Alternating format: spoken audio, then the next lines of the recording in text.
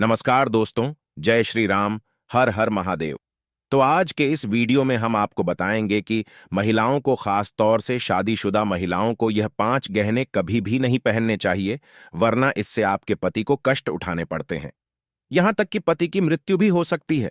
साथ ही हम आपको बताएंगे कि वह कौन सी गलती महिलाएं आमतौर पर करती हैं जिसके कारण पति की बर्बादी तय है। तो पूरी जानकारी के लिए वीडियो को अंत तक जरूर देखिएगा।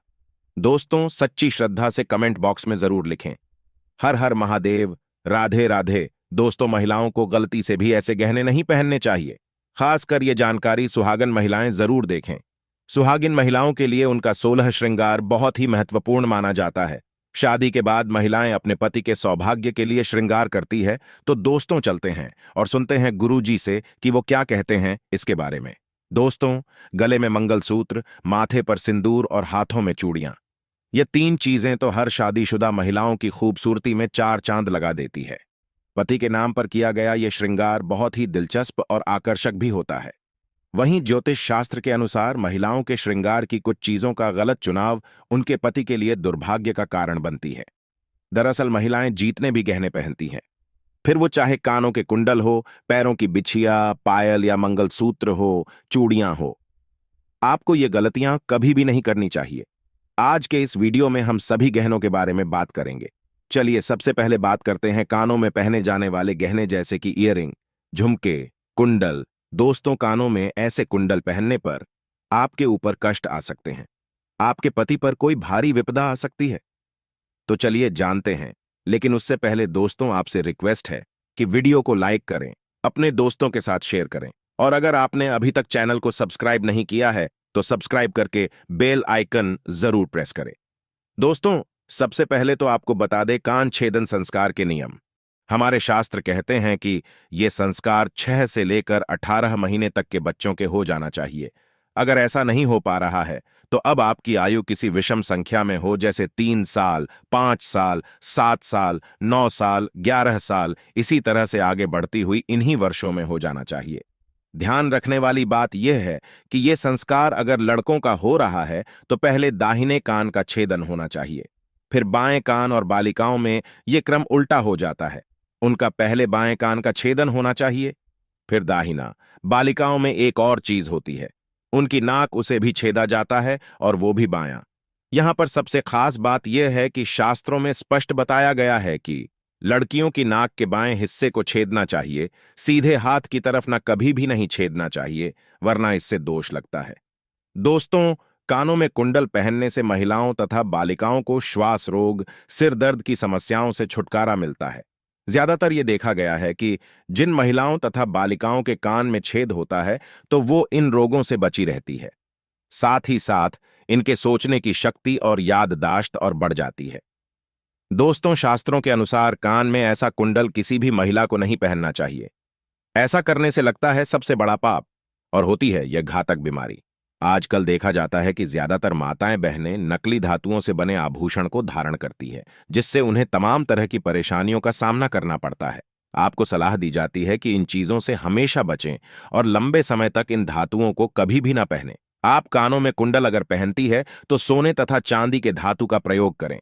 अगर आप कानों में किसी और धातु का प्रयोग करते हैं तो इससे आपके सभी ग्रह बिगड़ सकते हैं, आपके ऊपर दोष लग सकते हैं, यहां तक कि आपके पति पर सबसे बुरा असर पड़ता है।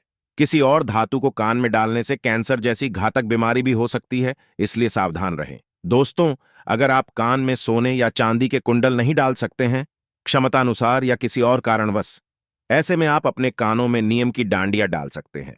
आपने अपने घर में बड़े बुजुर्गों को, नानी दादी को कहते भी सुना होगा कि कभी भी खाली कान नहीं रखने चाहिए। कान में अगर कुछ न डालना चाहे तो नीम की डांडिया जरूर डालकर रखें। दोस्तों, शादीशुदा महिलाएं सावधान रहें, नहीं तो आपके घर में अनर्थ हो जाएगा। शास्त्रों के अनुसार व्यक्ति पर सबसे भारी दोष तब लगते हैं जब वो किसी पराये व्यक्ति की चीज का इस्तेमाल करें।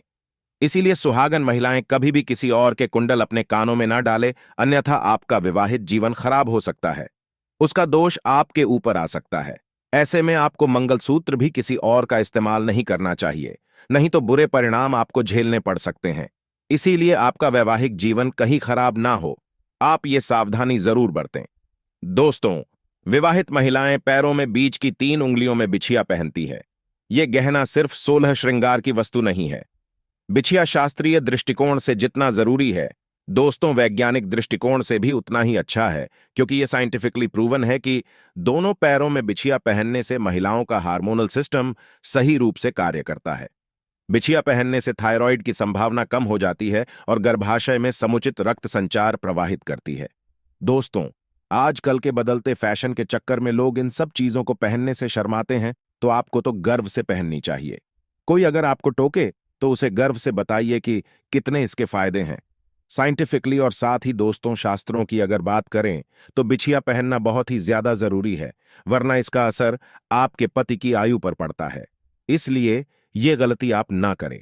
चलिए अब आपको बता दें कि कैसी बिछिया आपके लिए अच्छी है और कैसी बिछिया आपको नहीं पहननी चाहिए। दोस्तों, सोने के आभूषण को कभी भी कमर के नीचे नहीं पहनना चाहिए। यह हमने आपको पहले भी बहुत बार बताया हुआ है। साथ ही इस बात का ख्याल आप रखें कि कभी भी आपको ढीली बिछिया जो आपके पैर से निकल रही हो, बार बार ऐसी बिछिया नहीं पहननी चाहिए, क्योंकि माना जाता है कि इससे पति पर कष्ट बढ़ते हैं। तो अगर ऐसी बिछिया पहनते हैं तो अच्छा होगा कि इसे तुरंत आप बदल लें। और वैसे भी दोस्तों, ढीली बिछिया गुम होने का भी डर रहता है। हो सकता है निकलकर कहीं गिर जाए, तो ऐसा बिल्कुल भी शुभ नहीं होता। जब अगर आपकी बिछिया गुम हो जाती है तो ऐसे में मां लक्ष्मी नाराज हो जाती है, जिसका सीधा असर आपके घर की आर्थिक स्थिति पर पड़ता है और आपके पति को भी कारोबार में दिक्कतें उठानी पड़ती है। तो इसीलिए आप सावधान रहें, ये गलती ना करें। चलिए अब आपको बता दें कि कैसी बिछिया अच्छी है।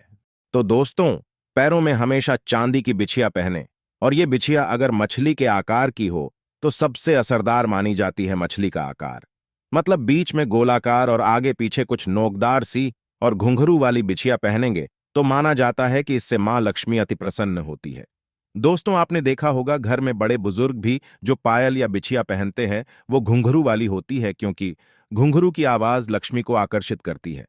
ऐसे घरों में मां लक्ष्मी स्थायी रूप से वास करती है। दोस्तों, गहनों की ही तरह कपड़ों का भी संबंध व्यक्ति की किस्मत से जुड़ा है। जो रोजाना हम कपड़े पहनते हैं उसके भी कुछ नियम हैं।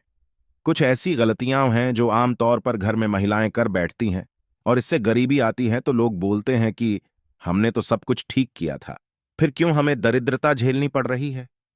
वैसे भी दोस्तों, ये तो सब जानते हैं कि किसी मनुष्य के व्यक्तित्व में उसके कपड़ों का भी एक अहम किरदार होता है। वस्त्र न सिर्फ तन को ढकती हैं, बल्कि उनसे हमारे चरित्र या व्यवहार, आत्मविश्वास की भी झलक होती है। और आपको बता दें कि शास्त्रों के अनुसार आप किस तरह के कपड़े पहनते हैं, ये बहुत ही ज्यादा महत्व रखता है। कहा भी जाता है कि इंसान की पहचान उसके कपड़ों से होती है। वर्तमान दौर में नए फैशन के चलते बहुत से लोग, जो कि आप सब लोग आजकल देख ही रहे होंगे, कटे फटे कपड़े, जीन्स टॉप पहनते हैं, या फिर कभी कभी हम लापरवाही में कपड़े की सिलाई खुल जाने के बाद भी उसे ठीक नहीं करते। यही सबसे बड़ी गलती आमतौर पर महिलाओं द्वारा घर में की जाती है। ज्योतिष शास्त्र के मुताबिक ऐसे कपड़ों को पहनना अशुभ माना जाता है। कटे फटे कपड़े पहनने से शुक्र ग्रह प्रभावित होता है और यह हमारे जीवन में होने वाली शुभ और अशुभ घटनाओं के लिए जिम्मेदार हो सकता है। ज्योतिष शास्त्र के अनुसार कटे फटे कपड़े पहनने से शारीरिक क्षमता और ऊर्जा नष्ट होती है। इससे हमारा शरीर कई प्रकार की बीमारियों से ग्रस्त हो जाता है। शुक्र के प्रभाव से बचने के लिए आपको कटे फटे कपड़े पहनने से बचना चाहिए। महिलाओं को घर में इस तरह के कपड़ों को तुरंत ठीक कर लेना चाहिए, और जो कपड़े अगर ठीक नहीं हो सकते हैं तो घर से बाहर कर दें। परिवार के सदस्यों को इस तरह के कपड़े ना पहनने दें। कटे फटे कपड़ों को पहनने से दरिद्रता आती है, इसलिए भूल कर भी ये गलती अपने घर में ना होने दें। इस प्रकार के कपड़ों का इस्तेमाल नहीं करना चाहिए। दोस्तों, ध्यान दें, शनिवार के दिन कभी भी नए कपड़े ना पहनें। नए कपड़े को केवल बुधवार, बृहस्पतिवार और शुक्रवार के दिन नहीं पहनना चाहिए। बाकी के दिनों में आप पहन सकते हैं। रात्रि के समय नए कपड़ों को बाहर नहीं छोड़ना चाहिए। इनमें नकारात्मक ऊर्जा प्रवेश कर सकती है, जो कि कपड़े पहनते समय हमारे ऊपर प्रभाव डालती है। और हां, आजकल एक नया फैशन बन गया है नाभि को छेदना। कुछ महिलाएं अपनी नाभि को छेदती हैं, उनमें कुछ पहनती है। ये बहुत ही अशुभ है, क्योंकि नाभि में माता लक्ष्मी का वास होता है। अगर आप भी अपनी नाभि को छेदती है तो ऐसा ना करें, अन्यथा आपको इसका दुष्प्रभाव झेलना पड़ेगा और माता लक्ष्मी का वास आपके घर में कभी नहीं होगा। और आज के दौर में यह भी बहुत बार देखा गया है कि कुछ महिलाएं अपने शरीर के ऊपर चित्र गुदवाती हैं, अर्थात टेटू बनवाती है। यह बेहद अशुभ माना जाता है। अगर आप ऐसा करते हैं तो बिल्कुल भी ना करें, अन्यथा इसका दुष्परिणाम आपके पूरे परिवार को झेलना होगा, क्योंकि यह राक्षसी प्रवृत्ति में आता है। इसीलिए ऐसा बिल्कुल भी ना करें। इससे नकारात्मक शक्तियां भी आपकी ओर आकर्षित होती हैं। तो दोस्तों, आपको यह वीडियो कैसा लगा, हमें कमेंट में जरूर बताएं। इस वीडियो को लाइक करें, अपने दोस्तों के साथ ज्यादा से ज्यादा शेयर करें और हमें सब्सक्राइब करना ना भूलें। और हाँ, इस वीडियो से कोई भी सवाल है तो आप कमेंट बॉक्स में जरूर लिखें। और हाँ, हर हर महादेव जरूर लिखें। वीडियो अंत तक देखने के लिए आप सभी का तहे दिल से धन्यवाद।